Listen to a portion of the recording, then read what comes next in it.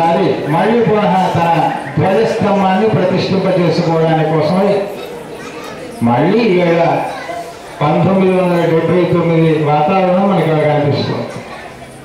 శ్రీరామచంద్ర ప్రభు సన్నిధానంలో నూతన ధ్వజాన్ని ప్రతిష్ఠింపజేయడానికి కోసమై కోరగానే అంగీకరించి మనపైన ఉండేటువంటి యొక్క పరిపూర్ణమైన అపురూపమైన మమకారాన్ని కలిగినటువంటి మన స్వామి ఇక్కడికి వేంచేసి నూతన ధ్వజస్తంభాన్ని మళ్ళీ పునః నిలిపి మనందరికీ వారి యొక్క దివ్య దర్శనాన్ని వసంగి అపురూపమైన మంగళాశాసనాన్ని చేయడానికి ఇక్కడికి వేంచేసేందుకు స్వామివారికి అనేక దాసోహాలు సమర్పించుకుంటూ అప్పటి కార్యకర్తల్లో ఒకరిద్దరు మిగిలి ఉన్నారు ఇక్కడ.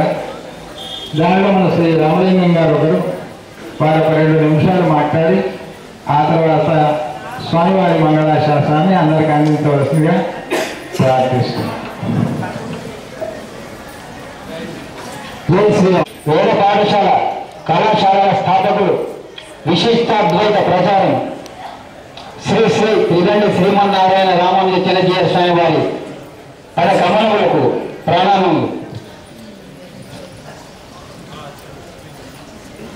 Sriram sir project Dharur campus ఆ కాలంలో మా సమకాలీనులు సర్వశ్రీ పింగళి తిరుపతి రెడ్డి గారు చీఫ్ ఇంజనీర్, శ్రీ కోటంరాజు రాధాకిషన్ రావు గారు సూపర్ ఇంజనీరు, శ్రీ రంగురావు శశిధరరావు గారు ఎగ్జిక్యూటివ్ ఇంజనీర్ గారు, గోపాల కృష్ణమూర్తి గారు, కేఆర్ చూడమణి గారు, సుబ్బయ్య శెట్టి గారు, సంపత్ రామకిషన్ రావు గారు, మోహన్ రావు గారు యాదగిరి సంకల్పం కలిగినది. మా ఆకాంక్ష సాకారము చేయదలిచి మాపై అపార అనుగ్రహంతో శ్రీ శ్రీ శ్రీ శ్రీ సిద్ధార్థనామ సంవత్సర చైత్రకృష్ణ పంచమి మొదలు ఏకాదశి 17/4/1979 నుండి 23/4/19 శ్రీ కోదండ రామస్వామి వారి స్థిర ప్రతిష్ట మరియు పాంచరాత్రాగమానుసారంగా జరిగినది. అధికార అనధికార శ్రీరామ్ సాగర్ మాతల తరఫున కృతజ్ఞతలు తెలియజేస్తున్నాం.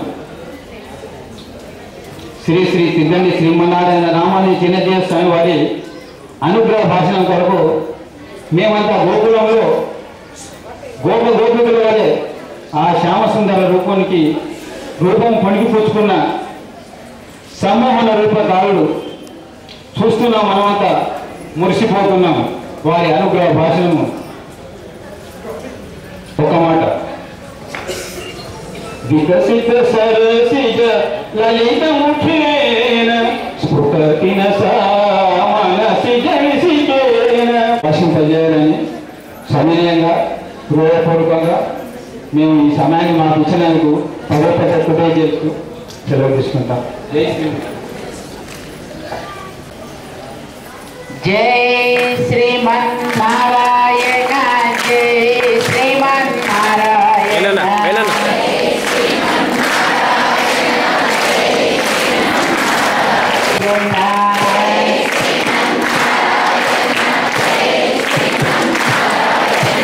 జై శ్రీమన్నారాయణ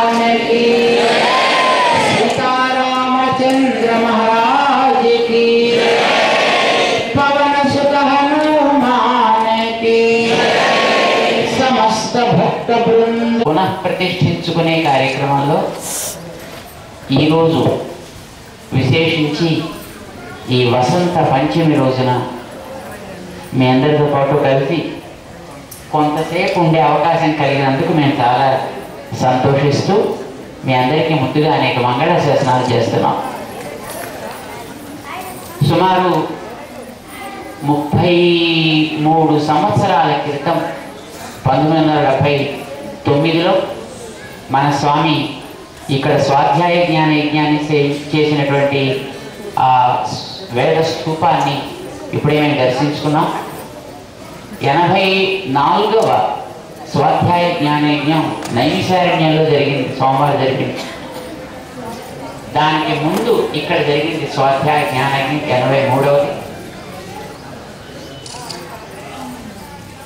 ఆ రోజుల్లో కార్యక్రమంలో చాలామంది పాల్గొని ఉంటారు. ఇప్పుడు ఇలాంటి పెద్దలు ఎవరో ఒకరిద్దరు మాత్రమే దానికి సాక్షిభూతులుగా ఇప్పుడు ఇక్కడ ఉన్నారు. ఆ రోజుల్లో శ్రీమాన్ శేషగిరిరావు గారు, మిగిలినటువంటి ఇందాక వారి పేర్లు చదివినటువంటి పెద్దలు ఈ దరూర్ క్యాంపులో ఇక్కడ ఉండేటటువంటి ఆనాటి ఈ క్యాంపు నిర్వాహకులు ఆరాధన చేసుకునే సౌకర్యం కలిగించడం కోసం ఈ ఆలయాన్ని ఏర్పాటు చేసి ఉంటారు. పోచంపాడు అక్కడ ఉండేటటువంటి శ్రీరామాలయాన్ని మేము దర్శించాం. అలానే ఇక్కడ ఉండేటటువంటి ఈ ఆలయాన్ని కూడా మేము దర్శిస్తున్నాం. ఆ తర్వాత వారికి ఇక్కడ కార్యక్రమాలు పూర్తయిపోవడం చేత, లేక కొందరు రిటైర్ అయిపోవడం చేత ఆయా ప్రాంతాల నుంచి వలస వెళ్ళిపోయినా, పాపం తెచ్చిపెట్టిన స్వామి అయితే వెళ్ళదు కదా, మీరంతా వెళ్ళిపోయారు కదా, నేను కూడా పెట్టి బేడా సర్దుకుని వెళ్ళిపోతాను అనడానికి వీలు లేదు. పాపం ఆయనకి రావడం తప్ప వెళ్ళడం చేత కదండి. అలాగే వచ్చినటువంటి స్వామి ఇక్కడ ఉండిపోయాడు. అలా ఉండిపోయినటువంటి స్వామికి మళ్ళీ మేమున్నాము నీ ఆరాధన, నీ బాగోగులు చూసుకోవడానికి అని ఒక కమిటీ కింద మళ్ళీ ఇక్కడ ఉండేటటువంటి ప్రముఖులందరూ కూడా హరీష్ గారు లాంటి వారి నేతృత్వంలో మళ్ళీ ఒక టీం ఏర్పడి స్వామి యొక్క ఉత్సవాలని సక్రమంగా జరిపించే ఏర్పాటు చేసుకున్నందుకు మేము చాలా సంతోషిస్తూ మీకు అందరికీ కూడా అనేక మంగళాశాసనాలు చేస్తున్నాం. ఏదైనా చూసుకోవాలి అని అనుకున్నప్పుడు మన కోసం ఆయన ఏదో ఒక రూపంలో వస్తాడు ఇక్కడికి, మన మధ్యకి. అయితే ఆ వచ్చినప్పుడు ఆ భగవంతుడిని ఆనాటి కాలంలో వాళ్ళు చాలా సక్రమంగా చక్కగా ఆనందంగా సేవించుకుంటూ ఉంటారు, సేవలు అందిస్తూ ఉంటారు. తర్వాత వాళ్ళకి దాని యొక్క ఇంపార్టెన్స్ పెద్దగా తెలియదు. ఆనాడు ఏ రకమైనటువంటి పరిస్థితుల్లో ఇక్కడ ఆలయం నిర్మించుకోవాల్సి వచ్చింది, ఎలా ప్రతిష్ఠ చేసుకోవాల్సి వచ్చింది, ఇవన్నీ క్రమంగా చరిత్ర పుటల్లో ఎక్కడికో వెళ్ళిపోతుంటాయి. దాన్ని ఎవరైనా ఆ వేళ రికార్డ్ చేసి పెట్టి జాగ్రత్తగా తర్వాత వాళ్ళకి అది గుర్తు పెట్టుకోవడానికి వీలుగా చేసి ఉంచితే తర్వాత వచ్చేవాళ్ళు దాన్ని గుర్తించగలుగుతారు. They continue the tradition. So Ramalingam గారికి ఇప్పుడు బాధ్యత ఏంటంటే, being a senior person in this community, ఆ రోజుల్లో మీరు కూడా వెళ్ళి ఉన్నారు కనుక ఇక్కడ కార్యక్రమం జరిపించిన సందర్భంలో ఏం జరిగింది, ఆ సన్నివేశాలు ఆ రోజుల్లో ఇక్కడ మన స్వామి ప్రతిష్ఠా కార్యక్రమానికి ఎలా దాతలు చేశారు, స్వామివారు వచ్చినప్పుడు ఏం జరిగాయి, అర్చకులు ఆవేళ ప్రతిష్ఠ చేసినటువంటి మహానుభావులు ఎన్ని రకాలుగా ఈ ప్రతిష్ఠా కార్యక్రమంలో తమ యొక్క సమయాన్ని శక్తిని వినియోగించగలిగారు. తర్వాత జరిగినటువంటి క్రానలాజికల్ యాక్టివిటీస్ వాటిని చక్కగా రికార్డ్ చేసి ఒక టైం బుక్ కింద మెయింటైన్ చేసినట్లయితే దట్ బికమ్స్ ఏ రికార్డ్. బహుశా మాకు జ్ఞాపకం తర్వాత అప్పుడు ప్రాజెక్ట్లోనే మరొక ఇంజనీర్గా ఉండేటటువంటి పురుషోత్తమాచార్యులు గారు అనుకుంటాను, పురుషోత్తమ కూడా మీ క్యాంప్లో ఇంజనీర్ అయిన వారు కూడా ఇక్కడికి ఆలయానికి స్థానాచార్యులుగా వస్తుండేవారు ప్రతి ఏడాది కూడా. శేషగిరిరావు గారి తర్వాత బ్రహ్మోత్సవాలు జరిగినప్పుడల్లా ప్రతి ఏడాది పురుషోత్తమాచార్యులు గారిని వస్తున్నారు. ఇక్కడ ఈ ఆలయానికైనా ప్రాజెక్టులో పనిచేసినటువంటి వారు ఇక్కడికి వస్తుండేవారు. స్థానాచార్యులుగా ఇక్కడికి వస్తూ ఉండడం, ఉత్సవాలు అవునా ఇక్కడ జరిపిస్తూ ఉండడం. సో ఇలాగే ఎవరెవరు ఏం చేశారో ఆయా సమయాల్లో జరిగిన విశేషాలు ఏమిటి అనేది దే మస్ట్ బి రికార్డెడ్. అప్పుడు ఆలయానికి ఒక చరిత్ర ఏర్పడుతుంది. లేకపోతే ఏదో ఒకసారి జీర్ణోద్ధరణ జరిపారనుకోండి, ఎవరైనా పాత కథ అంతా వెళ్ళిపోతుంది, ఆ పాత ఆలయ సన్నివేశాలు వెళ్ళిపోతాయి. ఈవేళ మనం దాన్ని కొత్తగా రెనోవేట్ చేసి మళ్ళీ మండపమో లేకపోతే గోపురాలు ఒకవేళ పునర్నిర్మాణం చేయాల్సినటువంటి సిచ్యువేషన్ ఎదురైతే అది నిన్న మొన్న కట్టిన ఆలయం కిందే ఉంటుంది తప్ప ఒకనాటి ప్రాచీన అనుస్యూతంగా వస్తుండే ఆలయాలు ఉన్నాయి. అయితే ఆలయం నిర్మాణం చేసేది రాతితోటి, గోడలు, ఇటుకలు అలాంటి వాటితోటి కడుతూ ఉంటారు కనుక సహజంగానే కొంతకాలం అయిన తర్వాత ప్రకృతి యొక్క లక్షణం కదా శిథిలం అయిపోతుంటాయి. శిథిలం అయిపోగానే దాన్ని ఒక్కొక్క కాలంలో ఒక్కొక్క మహానుభావులు 10 మందిని కూడగట్టుకుని వాళ్ళ ద్వారా ఏదో కొంత ధనాన్ని గట్రా సేకరించి మళ్ళీ జీర్ణోద్ధరణ చేస్తుంటారు ఉదారతతోటి. ఆ తర్వాత వచ్చేటటువంటి వాళ్ళకి ఇది ఎంతకాలము ప్రాచీనమైనది, మన ప్రాంతపు చరిత్ర ఎంతటిది అనే విషయంలో పెద్ద అవగాహన ఉండదు. ఇది మొన్న కట్టిన ఆలయమే కదండి, మొన్న జీర్ణోద్ధరణ చేసిందే కదండి, కనుక దీని ఏజ్ ఇంతే అని లెక్క పెట్టేసేసేటువంటి ఒక స్థితి ఏర్పడుతాం. మనకి ఈ శ్రీకాకుళం జిల్లాలో మందస అని ఒక సంస్థానం ఉండేది 14వ శతాబ్దం నాటి.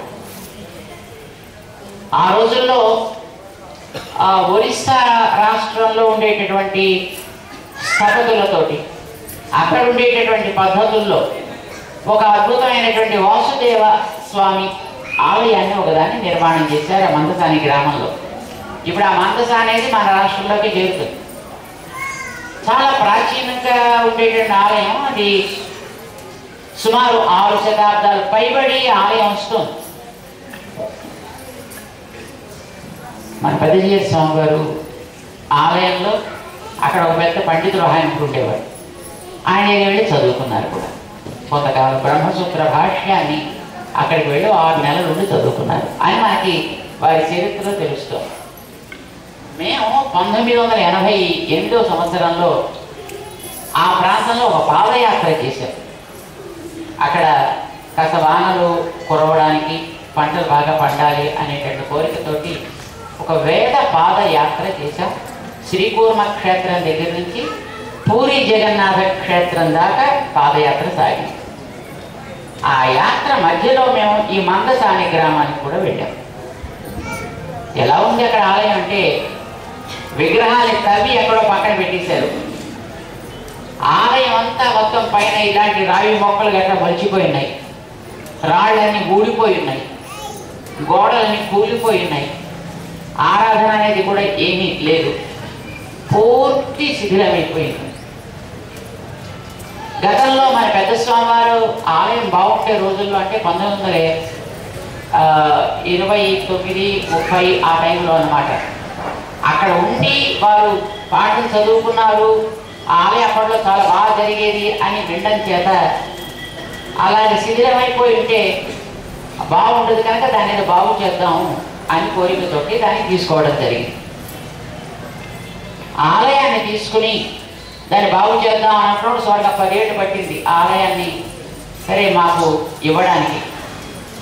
కానీ ఆ తర్వాత ఆలయం తీసుకున్నాక సుమారుగా 1 కోటి రూపాయలు భక్తులు దానికోసం అని ఖర్చు పెట్టి దాన్ని మళ్ళీ జీర్ణోద్ధరణ చేశారు. ఆ జీర్ణోద్ధరణ చేసినప్పుడు గతంలో ఆలయం ప్లాన్ ఎట్లా ఉందో అదే ప్లాన్, ఏ స్ట్రక్చర్స్, ఏ గోడలు, ఏ గోపురాలు ఎలా ఉన్నాయో అదే గోపురాలు. ఇదివరకు అక్కడ ఎర్ర రంగు రాయి ఉండేది. ఎర్ర రంగు రాయి దాని మీద తెల్ల తెల్లటి చారలు ఉండేది. ఈ రాయి ఒరిస్సా రాష్ట్రంలో దొరుకుతుంది. అట్లాంటి అక్కడి నుంచి మళ్ళీ అదే రాయి తెప్పించి ఇటుపక్క రాయి ఏ ప్యాటర్న్లో డిజైన్స్ తోటి పెడుతున్నాయో దాని మీద ఉండే గీతలు మధ్యలో మనం పాడైపోయిన రాయిని రీప్లేస్ చేసినప్పుడు కూడా అదే డిజైన్ దాంట్లో కలిసేటట్లుగా చేసి మళ్ళీ దాన్ని పునర్నిర్మాణం చేసి ఆ చేసేటప్పుడు ఆ పైన ఉండేటటువంటి శిథిలమైపోయిన విమానం పైన చిన్న కలశం పెడతారు. ఆ కలశాన్ని తీస్తే దాంట్లో ఈ సత్తుతోటి తయారు చేసినటువంటి అరబు భాషలో ఉండే కొన్ని నాణేలు దొరికాయి. బంగారం వీటివి కాదు, కేవలం సత్తుతోటి ఉన్నాయంటారు. సమ్ అల్యూమినియం దాంతో ఉన్నాయి. కానీ వాటి మీద అరబు భాషలో రాసి ఉంది. ఏదో ఏం రాసిందో మాకు తెలియదు. అలాంటివి 430 నాణ్యాలు దాంట్లో ఉన్నాయి. దాంట్లో ఇంత పెద్ద తామ్ర పత్రం దొరికింది. ఫలానా రాజుగారు ఫలానా మాసంలో మాఘమాసంలో ఫలానా తిథి నాడు ఈ ఆలయాన్ని ప్రతిష్ఠ జరిపించింది అని ఉంది. సో ఇది తీసుకున్న తర్వాత మేము ఏం చేసామంటే ఆ తాళపత్రాన్ని యథాతథంగా కాపీ చేసి అదే రకంగా మరొక తామ్రపత్రాన్ని తయారు చేయించి ఆ తయారు చేసినటువంటి తామ్రపత్రాన్ని కాపీ కూడా దాంట్లో మళ్ళీ పెట్టి అందులో ఉండే 430 కాయిన్స్లో శాంపిల్ మనకి తెలియాలి కదా 10 కాయిన్స్ బయట అట్టేపెట్టి మళ్ళీ పాత కాయిన్స్ అన్ని దాంట్లో పోసి ఈవేళ అది 1900 కాదు 2009వ సంవత్సరంలో పునః ప్రతిష్ఠ జరిగింది ఆలయం. అంటే అది మన చేతికి వచ్చేదాన్ని జీవనోద్ధరణ చేసి అది ఆలయం బయటికి 2009లో మన పెద్ద స్వామివారి 100వ పుట్టినరోజు నాడు దాన్ని పునః ప్రతిష్ఠ చేశారు. ఈ వేళకి మనకి ఎన్నెన్ని కాయిన్స్ దొరుకుతున్నాయో, ఎందుకంటే అది కూడా ఒక హిస్టారిక్ సాక్ష్యం కదా, అది విట్నెస్ కింద ఉంటుంది మనకి కదా. ఆ కాలంలో 14వ శతాబ్దంలో ఉండేటటువంటి కాయిన్స్ కొన్నిటిని ఎంఆర్ఓ ఆఫీసులో వాటిని జాగ్రత్తగా ప్రిజర్వ్ చేయించి, అట్లానే ఈ వేటి కాలంలో మనకి ఒక పైసా నాణ్యం దగ్గర నుంచి 10 రూపాయల కాయిన్ దాకా ఏ కాయిన్స్ అయితే మనకి అందుబాటులో ఉంటున్నాయో, మనకి వేళ లభిస్తున్నాయో అలాంటి వాటన్నిటినీ కూడా మళ్ళీ చేర్చి అందులో ఆ కలశంలో నిండుగా పోసి మళ్ళీ ఆ కలశాన్ని అక్కడ పునః ప్రతిష్టాపన చేశాం.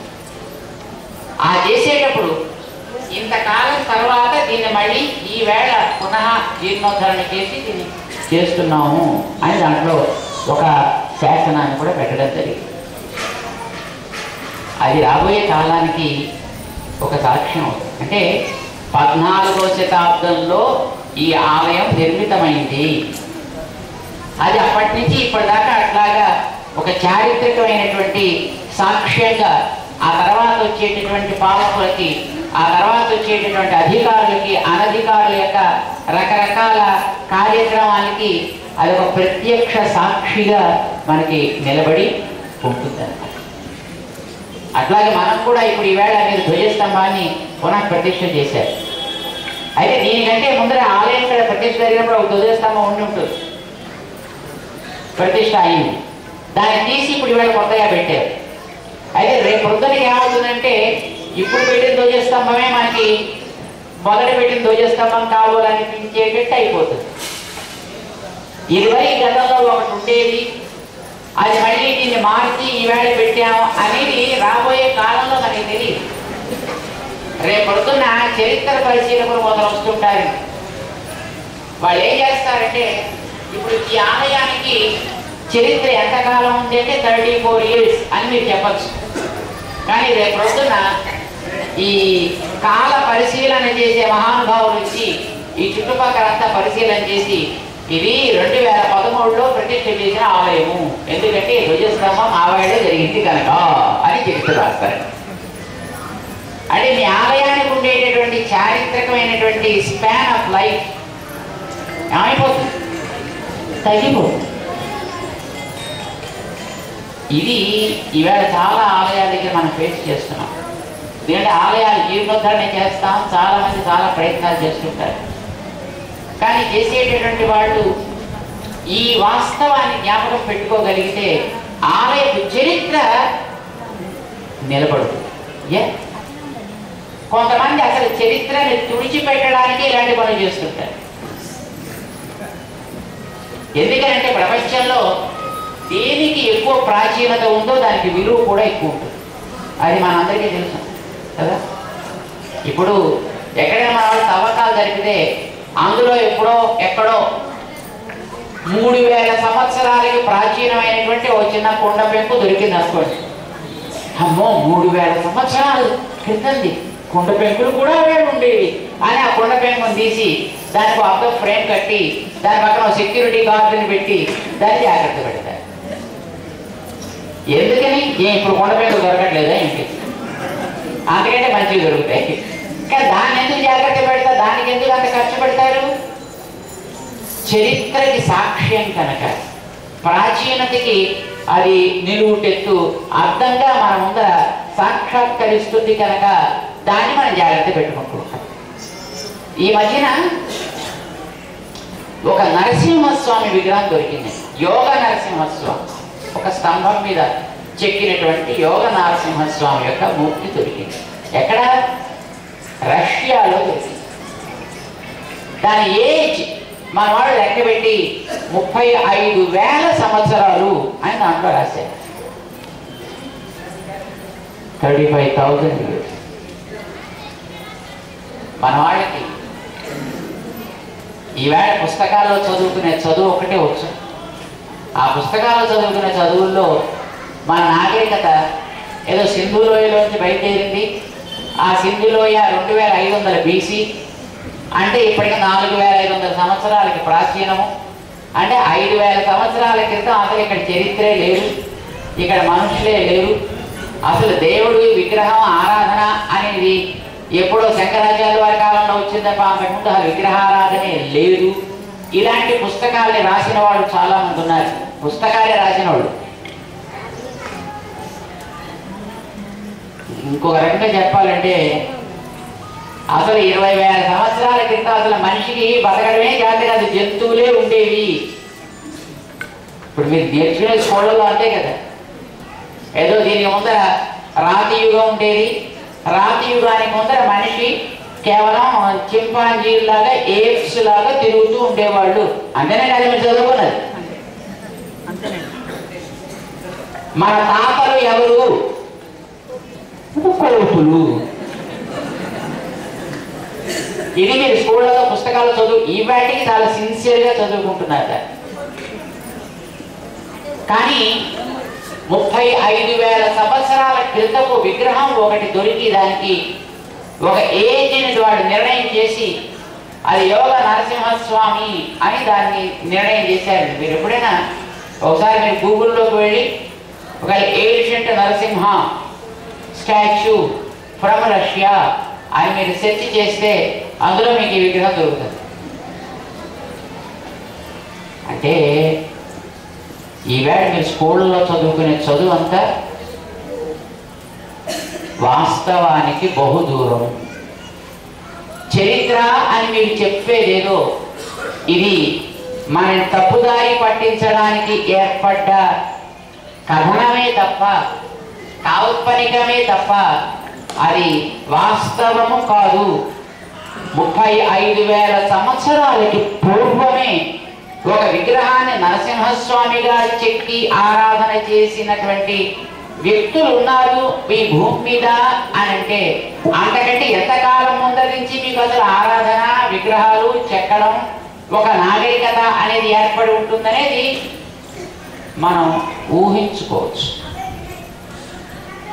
సరే, రామాయణం, భారతం లాంటివి ఏదో పుక్కిటి పురాణాలు ఎవరో కవులు కూర్చుని టైం లేక ఏదో టైం తోచక ఏదో రాయాలి అని ఈవేళ మన వాళ్ళు కూర్చుని నాటకాలు రాసుకున్నట్టుగాను, సీరియల్స్ రాసుకున్నట్టుగాను వాళ్ళు ఎవరో రాసి పుస్తకాలు వేశారు అని ఎవరో కొంతమంది పరిశోధకులు అంటున్నారు అనుకోండి.